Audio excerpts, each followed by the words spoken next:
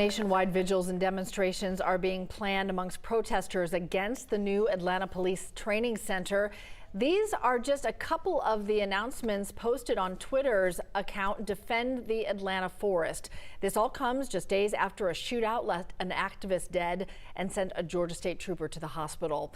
This morning, the trooper remains in critical condition, and several police agencies across the metro area are on heightened alert. Liza Lucas joining us now. Liza, we are seeing plans for protests across the country.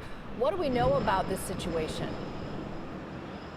Well, it's one that police are certainly monitoring closely. In fact, we have heard some of those warnings go out on police scanners, and law enforcement have confirmed that their officers, their teams out there in the field are on extra watch. Now, all of this coming to a head after police and law enforcement and protesters clashed on Wednesday as law enforcement tried to clear out the property. Now, the GBI says as a result of that, 25 campsites were found and removed. They also found mortar-style fireworks, multiple edged weapons, pellet rifles, and gas masks, they say, all of that confiscated.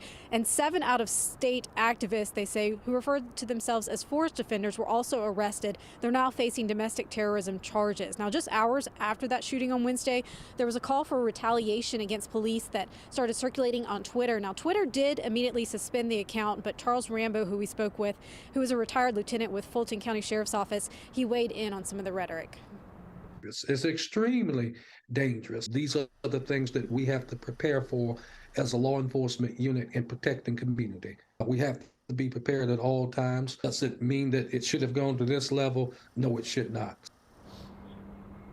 Now, Atlanta police did release a statement last night saying in part that they're aware of these threats and that the department and the officers are going to remain vigilant and continue to keep the community and the city streets safe. We're going to continue to monitor updates from all other law enforcement, of course, as we also head into the weekend. And on the other side of things, activists say, meanwhile, that they do not believe the narrative about the shooting that is coming out from the GBI. Of course, any and all updates we'll bring to you on air and online. Sending it back to you. All right, Liza, appreciate the update.